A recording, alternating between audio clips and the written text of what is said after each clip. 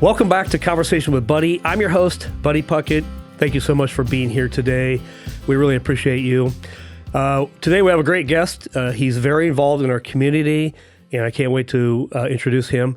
Before I do, there's an event coming up on April 24th and 25th. It's called the Willamette Valley Man Conference.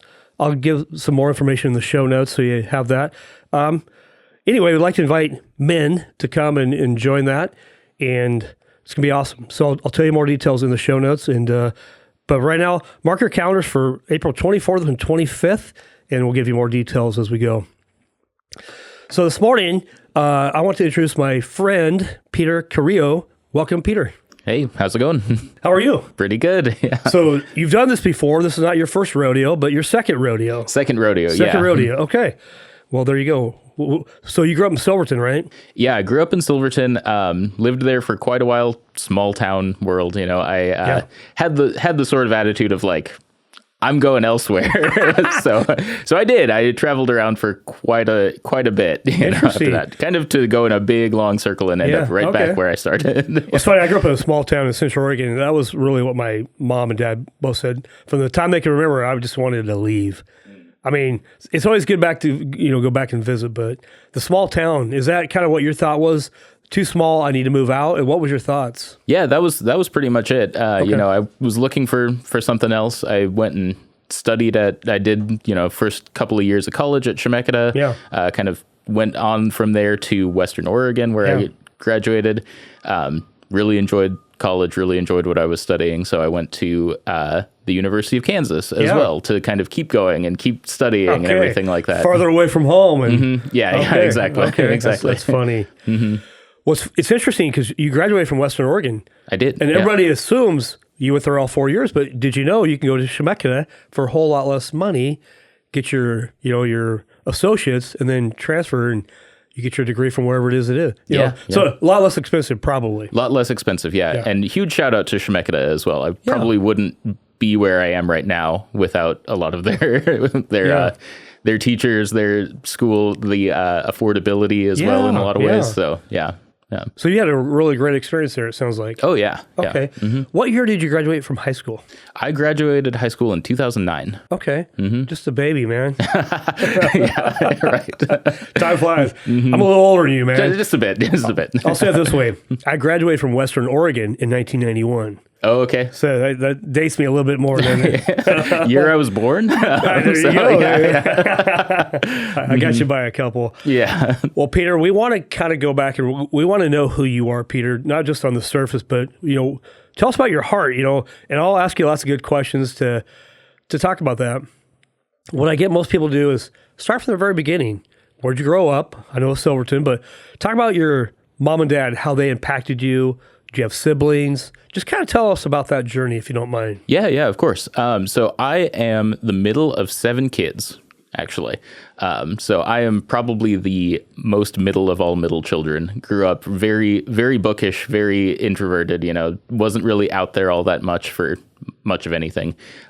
Developed a huge love of reading very early on. So if you know of a book, there's maybe a chance that I've read it, or if you give me a book recommendation, I'll definitely take it. So that was kind of my upbringing. A lot of reading, a lot of study. Of course, I got an English degree later on, which it sort of tracks. But really early on, I wanted to be a doctor. That was kind of where I was looking at the beginning of school, kind of the beginning of my career, that kind of thing. Went to Chemeketa, like I said, took biology classes and writing classes at the same time. And I hated the biology classes and just loved the writing classes, just fell in love with a lot of that stuff, kind of kept studying along those lines. Ended up, like I said, at Western after that, where they had a linguistics track for their English degree, which I had no idea that was a thing. I didn't even know that existed until I took this like mind-bending 101 linguistics 101 class and just loved it. So again, went from there, studied that, finished my degree there. after that, I ended that with a TEFL certificate as well. Yeah. So that's teaching English as a foreign language. Yeah. Technically, it prepares you to go overseas to teach English. I got married instead, so I stayed here in Oregon. Took my first job as an English teacher in Albany, actually. So at the English Language and Culture Institute. Yeah. So I was teaching English language to international students who were coming here to kind of do college prep kind of stuff. Taught a bunch of their early beginning classes. So that was a really just interesting experience. You know, you just run into all sorts of different people in there. Right. So that was sort of like the gap year between my bachelor's degree and then my eventual master's. So Gotcha. Hey, take me back a little bit though. You said you're one of 7. yeah. And you said the youngest of all 7? Is that what I heard you say? The middle. Oh, the middle. Okay, so tell me about your siblings first. I want to hear all about them. Oldest to youngest. Boys, girls. Yeah. So what is it? 4 girls, 3 boys. Okay. And the oldest is all the older ones are all women? No, I have an older brother. Okay, Yeah. gotcha. Gotcha. But you're right in the middle. Yep. Of 7. Yep. Okay. Exactly. It's funny. My dad's the middle child of 14. Oh, wow. Okay. Yeah. I know that guy. I mean, right? And did you say you're introverted? Yeah. I do a lot of things out in public, which sounds I know. like... I read your resume, Yep, and you're yep. involved on boards and stuff. I'm an introvert as well, but I like conversation. Yeah, right? yeah. And so you're gifted. God's given you some giftings. Even though you might be introverted, you still show up at these. It's interesting to me.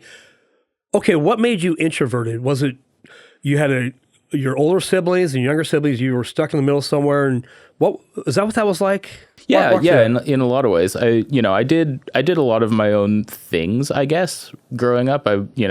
I was this sounds kind of funny, but I was also I got left behind at a couple of things, and it was not like anything to do with my parents or anything like that. It was just I would go off by myself. I would do my own thing, Okay. And so I've just always had that. You can call it an independent streak, maybe, or whatever. But are you a Bible scholar?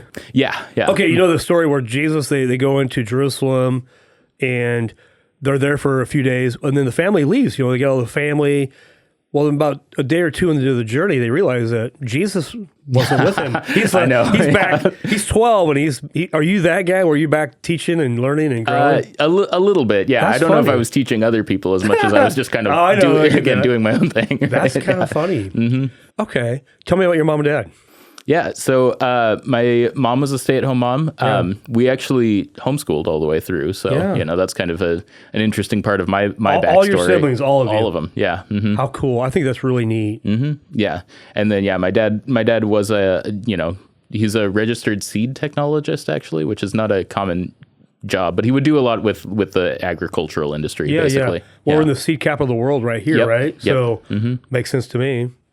Yeah, I think the turf grass for the World Cup or something like that. I don't know. One of the soccer games actually came from like Corvallis or something. No kidding. Something along those lines. Yeah. Interesting. So it's a big industry around here. Right. Is your family still close? Even though you've gotten married, you moved on, are you guys all still close? I'm closer with some of them than others. Some of them have gone out of state and moved on and, just kind of lived their own lives and done their own kind of thing. Yeah. Quite a few of them still live here in town. So I'm probably going to go and babysit my nephew tonight. So, okay. Mm-hmm. So you're still, for the ones that are close by. How about mom and dad? Are you close to them? And are they still in Silverton? They're still in Silverton. Yeah. So we'll see each other every now and then. Yeah. Mm-hmm. Okay. Yeah. Awesome. All right. So talk to me about the, middle school, high school years. What was that like? What did you do? Sports, music? Yeah, I did sports actually. Okay. So sometimes people don't know this. You can still homeschool and do sports with the regular schools as well. Right. So just required a little bit of extra testing, that kind of thing. But I was a wrestler. I did wrestling all through middle school, all through high school. Come on, man. Yeah. Mm-hmm. I'm a fellow wrestler too. Oh, nice. There you go. Yeah. So you get it. You get the... Yeah, I wrestled at Western for... I wrestled in college for a couple years, but 1 year at Western. Nice. So, yeah. That's so cool. Yeah. So it was a really good education. Well, Silverton was tough. Oh yeah. Silverton's really tough. Mm-hmm. Yeah, we were best in our league a lot of the time. Yeah. Too, What weight were you? So I'm a lot heavier now. Me too. I know that. I wouldn't make weight today. You're right. Yeah, me neither. I think I started at 145, and I think I ended in high school, maybe at 152. Okay. I want to say, Yeah. Mhm. So Okay. I was a string bean though. I hit 16 and I grew up to the height that I am now, Right. and just stopped there. Yeah. So I was long and skinny Yeah. for a long time. What did wrestling teach you? I think mostly the discipline. Like, it takes a lot of just mental strength to be able to go out there. You are technically on a team sport, but when you're out there in the ring on the mat, you're by yourself. You don't have anyone else to depend on other than your mindset, your talents, and your skills. And I think that kind of discipline is something that I just took with me in the rest of my life in a lot of ways. Would you say that serves you well? I would. Mhm. Yeah. It's The made me mindset of a creative. wrestler, man, I am one, and I get it. And we're a little bit crazy. I mean, it's difficult you lose weight, you don't eat for weeks, and you make weight and you eat and you wrestle, and it's up to you. But Yeah. discipline, that's interesting. How do you think you carry discipline now? Like, what's your workout look like now? Or I want to hear what you're doing now that would look like wrestling.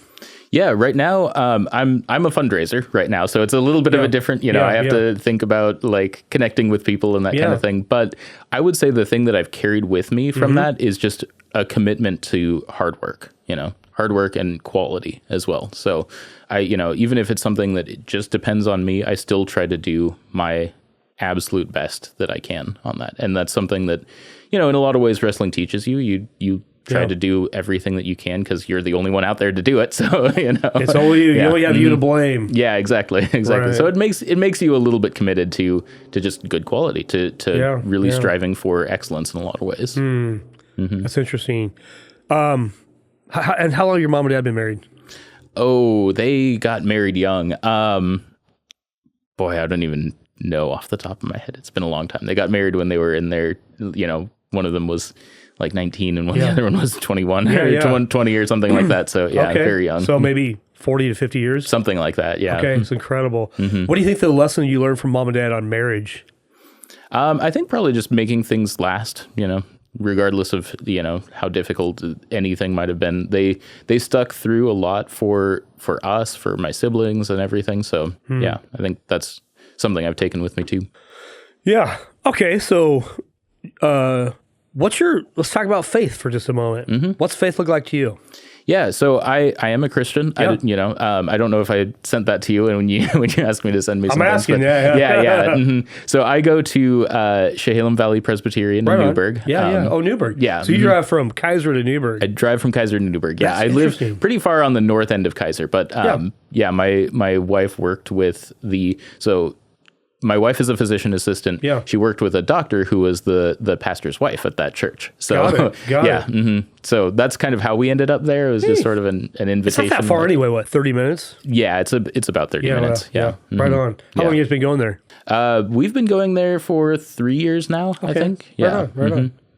So yeah, Christian. I've been a Christian my entire life. So that's been a lifelong thing for me. Yeah. Were your parents believers? Yeah. Was there a time that you remember where, sometimes we grow up as, with our parents and we believe because mom and dad said so, or we go to church. Right. When do you think it became your own faith? Yeah, I think probably at some point in my teens, I would say. I don't have any particular one moment. I know that's kind of the testimony thing is if you have a faith story, you're supposed to have a moment where you walk away from it and it's all dramatic and everything. And I just kind of never did, so it's something that I just kind of stuck with. I would say I made it my own as a teenager when I was running into other people who just kind of believed other things, and it was kind of just, in the course of conversation with people, you kind of realize, oh, this is something that I do believe. This is something that's part of me in a lot of ways, and it's not part of other people, and that kind of distinction is how I sort of ended up having it be my own more than anything else. Yeah. That's awesome. I love that. I mean, we all go through the journey. I too became a believer around 28. I don't know. Some people go October 1st, and right. Not me. I was like, I grew up in church, but I didn't fully get the gospel. It wasn't until I was 28. My wife and I shared the story a little bit. We tried to have kids for like 4 or 5 years and we couldn't. And I wasn't going to church. I grew up in church, but I hadn't gone to church since I went to college. I was living a different life. Interesting how God shows up in our lives, though, at the perfect time. And two of my buddies that I work with is like, hey, you want to do a Bible study with us? I'm like, sure. I wasn't close to. I just didn't know. And over a course of 3 years, obviously it didn't take 3 years, but yeah, I believed right away. I mean, it's like, yeah, this makes sense. I'm all in. Yeah. So, okay. So sometimes that invitation is all it takes, right? Yeah. Okay. So after high school, so you did wrestling. Any other sports? I mostly did other things to cross train for wrestling, honestly. No kidding. I did. You were committed, man. I was, yeah. I did track for a while to kind of do some speed training kind of stuff. I did some sprints, at the time. Wasn't very good at it. Did cross country, similar thing, endurance training. Right. Get those lungs going. Also not very good at it, But it was all to just kind of be better at wrestling. Yeah. Did you ever qualify for state? Did you? I ended in fourth in the district, which man. is just underneath qualification for state. Yeah. So that's good. That's good. It was pretty good. It was a good run. I know I was pretty beat up about not qualifying for state at the end because a lot of my friends did at the time. But yeah, it was one of those things where I was really good. Yeah, I mean, the wrestling moves, right? So I was really good at the fireman's carry. Right. That was mine too, man. Oh, nice. Oh, yeah. Hey, there you go. I love the fireman's carry, man. Yeah. But it caught people off guard, right? Because it was like they were looking for you to shoot. They were looking for fireman's carry, man. You to grab the leg or something like that. Yeah, I did. I got really good at that move because I was also a really bad shooter. So, that was the other. Dude, you never exact shooting, not my deal. Fireman's carry all day. Yeah. That's so funny. I ended up at my qualifying match to try to get into state. I ended up with a guy that was my same weight class, probably a foot taller than me. So the lanky guys, they're hard to wrestle. Yeah, and I went for a fireman's carry, and he just bridged over the top of me. Like, I'm not even kidding. Oh, man. It was just like I still remember that. Just sort of like as though it was yesterday, nothing man. to do. Yeah. That's interesting. Yeah. So I think I was. He didn't pin me. I would think I lost by a couple of points even. So it was really, really close there at the end. Do you ever think if you could go back, knowing what you know now, would you be a better wrestler? Have you grown, like your mindset? Would you say it's changed? I think it's more focused, I would say. Okay. That was, I wouldn't say I was a hot shot or anything like that, but I had the pin record for my school. It was me. Really? It was me and our lightweight. Come on, man. Yeah. Pin record, man. Yeah. So I like that. I was looking. I wasn't just looking to win by points or technicality or something. I was looking to win. And so that was, it you could develop your skills a lot more probably than that. But yeah, that's kind of a funny thing. I haven't thought about that in a long time. That's funny. I love to bring that up. For me, when it comes to wrestling, I don't remember all the necessarily good things. I just remember the beatings I'd taken. Like, do you remember like a certain guy you wrestled, besides that tall, lanky guy that you just remember, he just beat you bad? Yeah, totally. Yeah. So there was a guy, I don't remember his name off the top of my head, but he was kind of like maybe a year older than me. He was from a different school. Yeah. I don't remember off the top of my head where it was, but anyway, he was just dominating everything. Like, I think he probably went on to be in the Olympics or something like that. Like, really? I'm not even kidding. Yeah. Wow. But I went up against him once, and it was just like, I didn't even know what happened. I was pinned in like 20 seconds. I mean, it was just ridiculous, It was just, yeah. So that's another one I remember. That was a tournament because, again, he was in a different league, different area. Went to one of those, and just completely got destroyed. So. It's funny. That's why I don't remember all the ones I won, but man, I sure remember the ones I lost. Yeah. Sometimes losing, not winning in life or losing or failing, some of those are the best lessons. I wish I could go back and change those, but I can't, nor can you. Yeah. How do you rectify or reconcile life? The things that you look at in the rearview mirror and you go, man, I wish I could go back and change that. Do you have any stories where, you're homeschooled. You're pretty sheltered in a way, right? In a way, Which is, thank God you were. Is there any stories in your life, Peter, where you would like to go back and undo? Yeah, probably. I mean, there's some, I think all of us have stories along those lines to some extent. Oh yeah. Yeah, we do, right? We're human. Yeah, yeah. I was a bit of a jerk coming out of like high school and into college, and very combative and that kind of thing. Yeah, little Peter, man. Yeah, yeah, exactly. But you had 6 other siblings to deal with. Right, man. Right. Well, I was scrappy and that kind of thing. Kind of took a lot of cockiness that I grew out of, I guess. Yeah. So was there a time where, as you got older, where you realized that cockiness had to go? Yeah. I mean, I think just on the whole, just over the course of learning and growing and just getting older to some extent. Yeah. Like you develop a lot more patience, I guess. And I didn't have that coming out of high school, going into college, that kind of thing. Yeah. Sounds very familiar. I don't think you and I are too much different. It sounds like it. Yeah. I was a hothead, Okay. You get out of high school, you go to Western.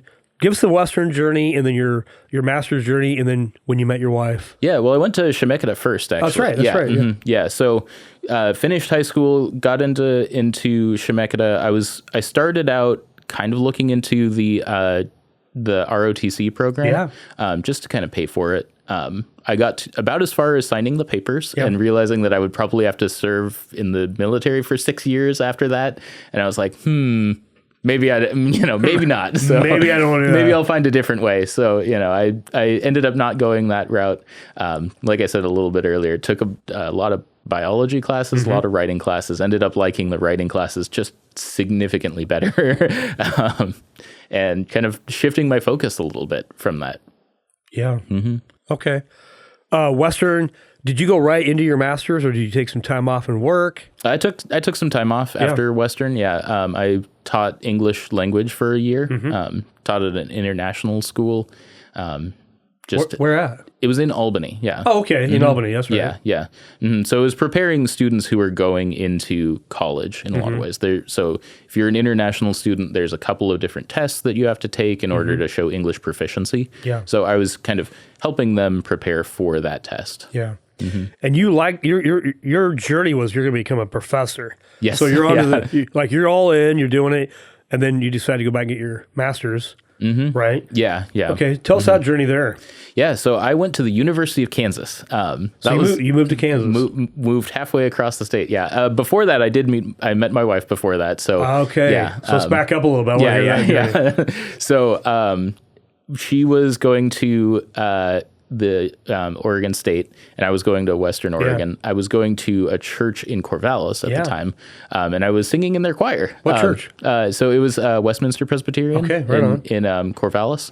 So yeah, I was singing in their choir, and we met at a Christmas concert. So that sounds like a Hallmark movie, but that's the most romantic thing I've ever done. I love it. God had a plan. Yeah. So you met her. Was she's also in the choir then too?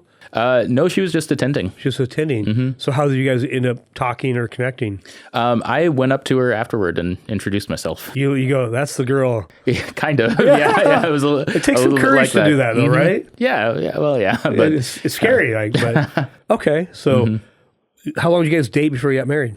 We dated for, let's see, we met when we were 20. So we dated for probably 2 years, I think, because we wanted to finish college before we got married. So we dated for 2 years. At one point in there, somewhere along the line, I forget exactly the timeline, but we got engaged. Okay. Pretty much the year after we graduated, we got married. Okay. And where did she grow up at? She grew up in Corvallis, actually. So she's stayed in the same spot. Okay, gotcha. But then you moved her to Keizer. I did, yeah. Okay. So you guys were married, and then you go do your master's in Kansas. Yep. Okay. What was that journey like for you guys to leave home and kind of be just you two? It was actually really good for us in a lot of ways. Yeah, because we, in a lot of ways, we couldn't afford to go back for things like holidays or anything like that. So it was just like, we'd been married for a year. Yeah. It forced us to get along. Not that we wouldn't have or anything like that, but, it was just like, it's the two of us, and we're going out to, halfway across the country. We don't know anybody out there, And so it was a bit of a journey for both of us. Not like a struggle or anything like that, but definitely like we have to get along between the two of us. Yeah. And that kind of, I think it laid a good foundation, I guess. Yeah. I think what I learned, my daughter got married in 2020, and then her husband had to finish up one more year in Grand Canyon University in Arizona. And so they moved down there for 9 months. And I think just them getting away was really a good thing. And I think really for the people listening too, get away from your family for a little while. Acclimate with just the two of you, or you have to learn to depend on each other. Mm-hmm. Yeah. I think for marriage, it's really beneficial to lay that foundation. Because if you never leave home, you still have mom and dad. Not that your parents were doing that, but a lot of parents still want to be a part of that initial setup, and I think it's really wise to get away. Yeah. So sounds like it worked out good for you. Yeah. Mm-hmm. All right. So how long did it take you to get through your master's? So it took just under 3 years. Okay. Yeah. So you were gone for 3 years, roughly. Yep. Yeah. So I was out in Kansas. Okay. Kansas is a big basketball school. Yeah. I actually only watched one basketball game while I was there. I was there for different reasons, but I did see the original baskball rules, which are in the University of Kansas. So yeah, if you're ever out for a visit, you can go and see them yourself too. Yeah. Mm-hmm. That's awesome. Okay, so you moved back out here. Did you already have a job coming back to, or what'd that look like? Yeah. So moving back was actually. Neither of us had a job, but my wife was planning to go to medical school. Mm-hmm. So I texted you this too, but she's a physician assistant. Yeah, that's right. So she was planning to go to school. She'd applied to a bunch of different areas. She was waiting to hear back by the time that we were driving back to Oregon, basically. So neither of us had that much of like a real solid plan, which is uncomfortable for both of us because we're both planners. I love it, man. We're going, but we don't know what that looks like. Yeah, but I kid you not, we got into a place that actually had cell phone service. She checked her phone and realized that she was getting into OHSU. We found out on the way back to Oregon. Gotcha. So she was probably working while you were going to getting your master's. Yep. And then when you came back, she went to PT school. PA school, yeah. PA school. Mm-hmm. Gotcha. Yeah. Mm-hmm. Gotcha. Yeah, so she went pretty much right into that. I looked around for a job for a while. It was a little bit harder to find a job. I had a degree people didn't really know what to do with, so I was like, okay, well, I can write. That's one of the skills that I can for sure do. So I actually worked as a freelance copywriter for about a year or so. Well, she was getting her degree. So I took a lot of different contracts, just learned a lot of different industries, worked for a lot of tech companies in a lot of ways, doing marketing, copywriting, that kind of thing. Right. So it was an education in itself, in a lot of ways. Right. It was getting some good experience, but also learning some industries in some ways too. So yeah, it was kind of fun, but I didn't like the business side of it. Yeah. There's something that I've noticed over time where you sometimes have people that really like a thing, writing, they like, games or something like that. And they go, oh, I want to start a business that does this. And it's like, well, you really have to like the business side of things. Like you have to be prepared to you're going to do your own taxes and, do a lot of the really boring side of things. Right. And so, didn't love that. I eventually ended up with some other jobs that I could just kind of hold for a while. Yeah. I did a little bit of some more professor stuff after that too. I worked at George Fox for a while. Okay. Just taught some of their beginning classes. Yeah. Right up until 2020. COVID, yeah, exactly. So my wife graduated PA school in 2020. Okay. A lot happened in 2020. Yeah. A whole lot of stuff. Yeah. Wow. Mm-hmm. Okay. You guys you got your professional careers going right now. It's really cool. Mm-hmm. Yeah. Okay. Yeah. So let's talk about Liberty House. Yeah. So Bonnie Mileto introduced you and I, which is awesome. Love Bonnie. Thank you, Bonnie. So how do you know Bonnie? And then talk to us about Liberty House. Yeah, so Liberty House is, we changed some things around this year. We've usually done a spring auction, just a big kind of an event. And our CEO and I actually looked at that event just to kind of see whether or not it was doing what we wanted it to do in a lot of ways. So that's outreach, that's fundraising, that's a whole lot of different things. And we kind of just, after that analysis, said, it doesn't look like this is doing what we're doing. So we actually changed our fundraising strategy to do more of a community campaign. So we kicked off the community campaign by having what we would call a stakeholder meeting in Salem. So we got a lot of our donors, a lot of our supporters, that kind of a thing, all together in just kind of a room to get some of their advice on our campaign messaging and our just what we were planning, essentially. It's always good to get a lot of advice from a lot of different people all at the same time. So that's kind of what we did. And Bonnie was actually able to be there. So, it was just kind of, I wouldn't say by accident, but almost by, she was traveling from somewhere else. Mm-hmm. She got an email from me a little bit later and said, oh yeah, I can be there. So she actually showed up, and was able to give some really good advice, which again, shout out to Bonnie, has informed a lot of our messaging moving forward. So, and then she was able to connect us together too. Yeah, no, mm-hmm. She's totally a connector. That's what she does well. Yeah. She has a lot of gifts. Mm-hmm. Talk to us about Liberty House. I know about Liberty House, but I want our audience to really understand Liberty House, the need, right, what you guys do. Yeah, so this part comes with a bit of a content warning for your audience. Yeah. So we do have to talk about Liberty House. We have to talk about some difficult material. Yeah. So Liberty House is the Children's Advocacy Center for Marion and Polk counties. We serve kids who are referred to us for concerns of abuse, neglect, or other forms of pretty severe childhood trauma. So there is a lot of that happens in our community, far more than you might expect. Right now, there are about 1,500 confirmed cases of abuse and neglect in Marion and Polk County each year. That we know about. Exactly. That's why I say confirmed cases. Confirmed that we even know about. Mm-hmm. Mm. Yeah. So that's Liberty House responds to that. Yeah. Okay. Mm-hmm. Yeah. Yeah. We have we have 3 different ways that we kind of approach the issue. One of them is just kind of the actual response. We have a medical clinic on our campus that provides, a medical assessment and a forensic interview. And that's really just to establish what happened. Yeah. I always like to say that when kids are there, we're really not looking for abuse.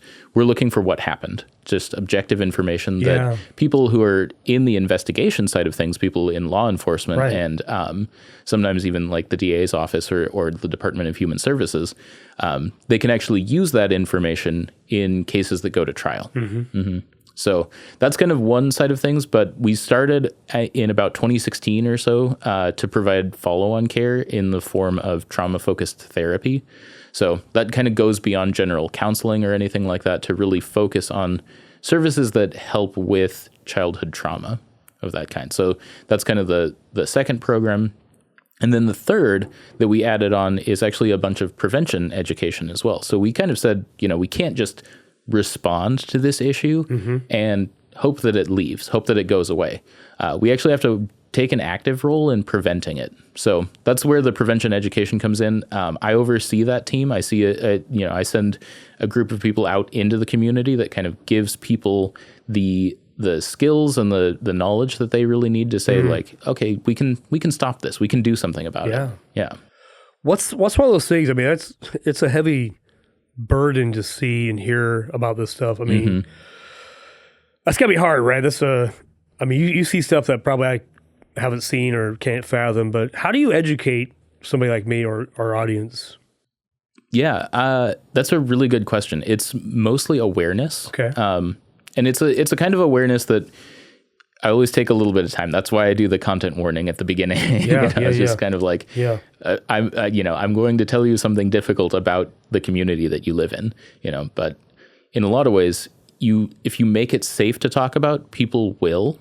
And that's been really helpful over time because it used to be that there was just a lot of shame and that kind of thing about this particular issue. It's very taboo. People really don't want to talk about it, but if you don't talk about it, it keeps going. Yeah. It just sort of like thrives in that kind of darkness. So as you shine a light on it. Shine the light, man. Exactly. Yeah. People become more aware and they say, oh, there's actually something I can do about this. And it's a really empowering place for people to be, but also being able to just talk about it for some people really makes a difference too. I do some version of our community presentation just all over the place. Yeah. I was giving the same presentation at a networking group yesterday. And really? Every time I give that presentation, someone comes up and says, this happened to me. this happened to my kid, this happened to my son, my daughter, my grandkid, you know, whatever it happens to be. There's always somebody who in that moment says, this is something that I actually feel comfortable enough to talk about. Yeah. And that's uplifting for them in a lot of ways. It can be hard to hear for sure. But, you know, for them, that's part of the healing. That's part of the process of getting over that in a lot of ways. Yeah. Mm-hmm. Wow. So it's interesting. So you went to college to become a professor. Yep. I mean, in a way, you're educating. Yeah. So how does that link together for you? I mean, you obviously have a passion to teach. God's given you a gift to do that. Yeah. What do you love about it? I do like the communication side of things. That's, you know, it is one of the ways that I do use some of the skills that I developed, you know, being able to say like, here's how to talk about something really, really hard. You know? Tough conversations. Yeah, exactly. But that's kind of how I've been able to use some of the skills that I learned. You know, sometimes people go, "Oh, do you ever use your degree?" And I go, "Well, yes and no." You know, yeah. So that's kind of the yes part is understanding communication, understanding how to talk about difficult topics, and understanding how to educate people in a lot of ways too. Yeah. Well, it's like I got a degree from Western Oregon. You know, I don't know what I learned. Everything I learned was antiquated. By the time I graduated, everything I learned, it doesn't necessarily apply to the job I'm going to get. I had to relearn a new job, right? And so I did. And just like what you're doing, you got your degree, you got your master's, and you're a smart guy. You know how to study, you know how to read. Right. And I think that's part of what you do. Oh, so yeah. it's perfect. Yeah. Yeah, it's a good fit, I would say. Yeah. Wow. What's the future of Liberty House look like? Do you want to grow the membership base? Do you want to bring more volunteers in? What's that look like I think there's a huge need, obviously. Oh, yeah. 1,500 confirmed cases. We have work to do. Oh, yeah, absolutely. There's a couple of things that are going on at the moment. One of them is just kind of to bring in additional people to be part of the mission. So that's the fundraising side of what I oversee. I guess I should explain what I do to some extent. I want to hear what you do. Yeah, my role in the organization is to oversee pretty much all of the outward facing material. So anything that goes out into the community, any outreach, any fundraising, our events, our marketing, and our prevention education. So all of that stuff that's kind of outward facing, that's my department. That's what I oversee for the team. So that means I work for about 6 other people, you know. My title is director, but I work for them to help them out and to, you know, make sure that all of our outward material is going out really well. It's communicating what we want it to communicate. It's clear, and it's helpful for people too. So that's kind of my role at Liberty House. But in terms of where we're headed, like I said, we started a community campaign this time around. It's a fundraising campaign. It's really meant to bring new people in and just say like, hey, you know, if you feel like this mission resonates with you, then come and learn about it. Come and hear more about it. So it's called Invest in Hope. That's our kind of tagline for it. Like I said, it is a fundraising campaign, but it's really meant to say like, hey, we want more people to be part of this mission. Yeah, invest in hope. Exactly. Man, I like that. That's a great tagline. Yeah. That's what we want. I mean, these kids. I mean, yeah. Yeah, and it takes an investment. I mean, like I am comfortable being upfront about that. It's expensive to run the services that we provide. You know, they don't. And you don't need to apologize for that. Right. Yeah, they don't come cheap. You know, I mean, but they're so critical for the community, for the response. I mean, we've had people come up to us and just say like, I feel so much better for having talked about this. It's the hardest thing I've ever had to say, but now that I've said it, now that it's out there, I feel better. You know, and then even on the other side of things, we have people come up to us later and say, you helped my kid. You put the person who hurt them away for however many years. Yeah. You know, So that's the other side of things. It's kind of two-sided. We have on the one hand, a lot of healing and a lot of support. And then on the other side, we have a lot of access to justice as well. So both of those things help the kids that we serve. What's the difference between you and family building blocks? I know both, but tell me if you can be more specific. Yeah, so Family Building Blocks is a relief nursery. So parents that are really, you know, stressed out, they need that extra kind of like support for helping kind of more raise their kids or that kind of thing. Got it. That's They where see support. Yeah. Yeah, that's where Family Building Blocks comes in. They have a slightly different age group that they work with as well. So we work age basically birth through 18. Okay. And then I forget what their cutoff is, but they serve a different age, I believe. Okay. I don't want to speak for Family Building Blocks. Yeah, or no, anything like it's that. fine. Yeah. It totally makes sense. But Yeah. yours is really child abuse prevention is really what you guys do. Yes, and response. Yeah. And response. Wow. Yeah, it's heavy calling. But yeah, we work alongside each other, I would say. I was talking to somebody recently who was saying like, yeah, Liberty House, Family Building Blocks, and CASA, like between those three, you actually have like a full service kind of a thing that really helps a lot. So you guys actually do you guys ever like meet together and just make sure you're doing the right handoffs and the right communication? Yeah, there's a lot of referrals back and forth. We do also work together on some other things too. We might get into this a little bit later, but April is actually Child Abuse Prevention Month. That's why I'm wearing my pinwheel. Okay. So that's the thing where a lot of the organizations who kind of provide any kind of child serving services or anything like that, they all get together to kind of say like, hey, we all need to do some awareness raising, some community outreach kind of stuff. Okay. So April's Child Abuse Prevention Month. Yeah. Interesting. When's your guys' next event? Yeah, our next event is coming up here soon. We have a new one that we're doing actually. So this is a new thing. We're doing our first fundraising event out in Woodburn. So in 2024, we actually opened a clinic out there. And so we've kind of started some of our fundraising in there. So May 22nd is what we're looking at right now. So that's an early announcement. So more details to come on that. Perfect. But, Yeah. We want to. Yeah, you heard it first. Yeah, that's right. Okay. We want to help get this message out, get more people. How many people typically come to an event? It depends. It depends on the size. Yeah. Our luncheon is kind of our headliner. That's the one that we do in the fall.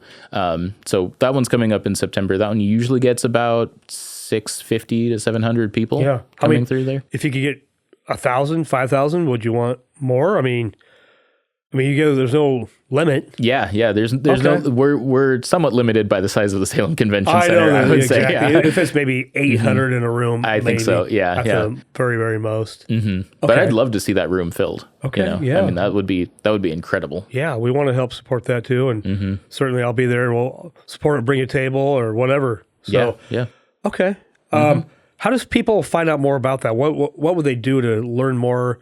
Will they call you directly? Go to your website?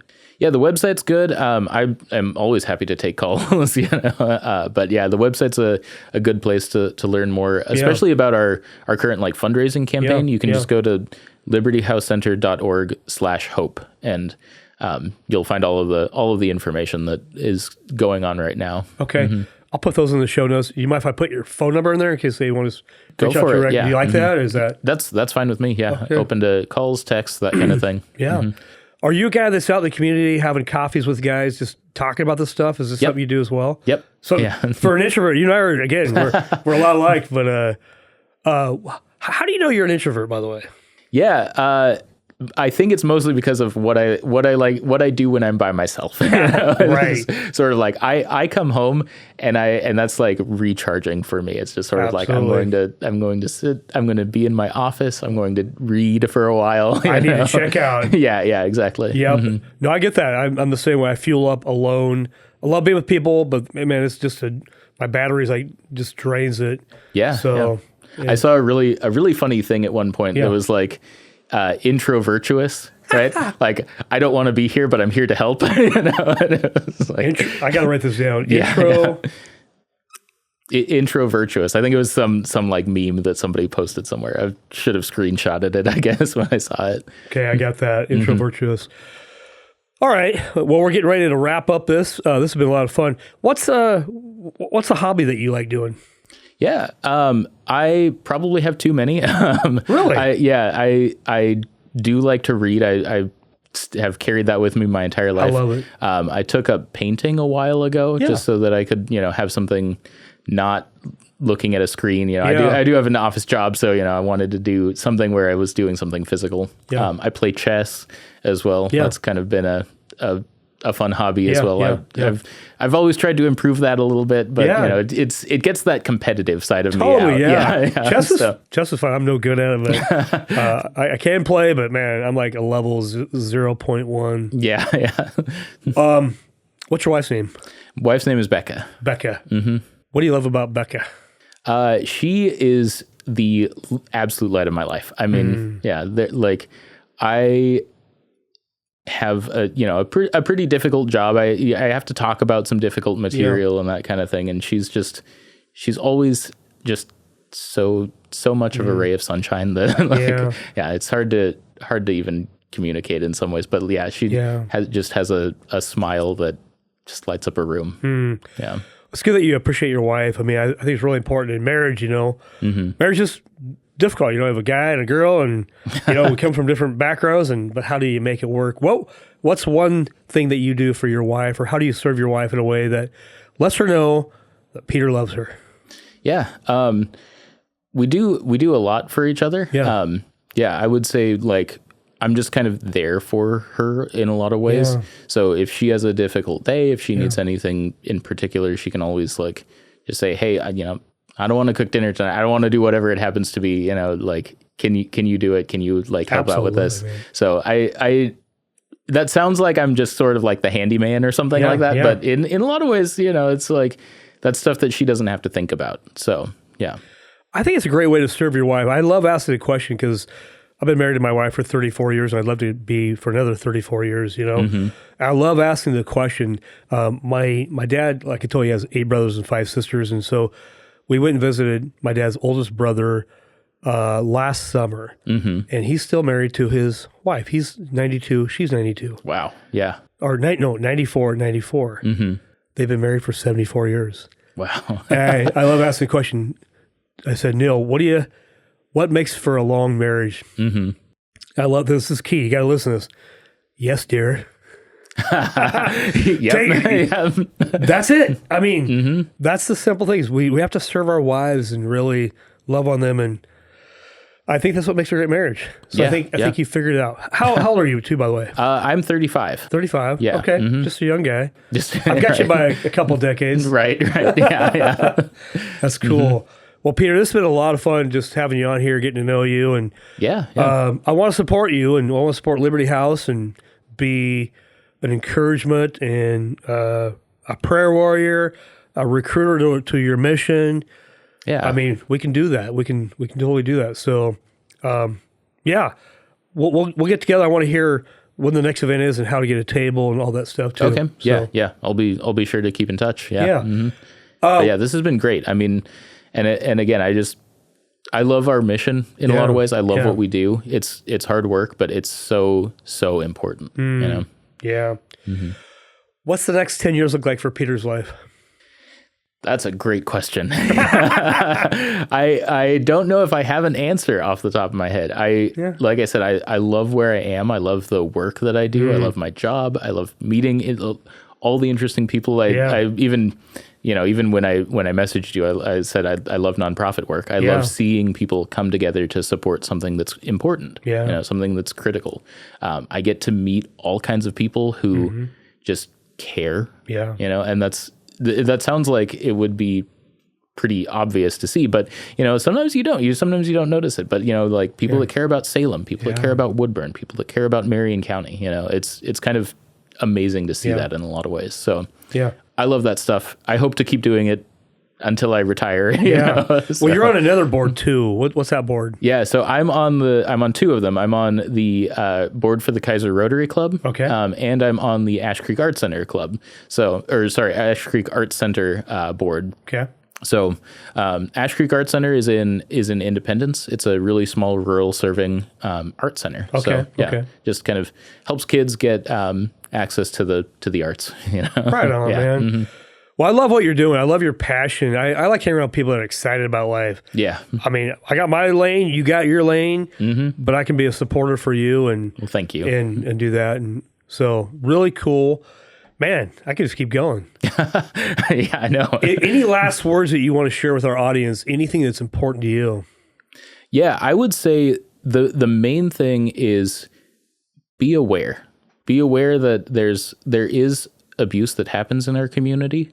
Keep that in mind, but also be aware that there are services, there are wonderful organizations out there that are doing something about it, and they need your support. Yeah. You know, all of them, not just Liberty House, but the whole group of them just need some help. You know, it takes a whole community to coming together to actually like make the place safer, better, healthier, in a lot of ways for everyone. So, you know, if there's one takeaway, it's one, be aware, and two, know that there are great organizations that are here to help. Yeah.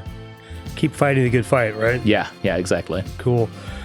Well, hey, we appreciate you being here this week. I'll put all the show notes in there so you can see how to get a hold of Peter, learn more about Liberty House, and maybe participate. So thank you so much for being here. Peter, thank you for being here. Yeah, thank you for inviting me. Yeah, it was awesome. We'll see you next week.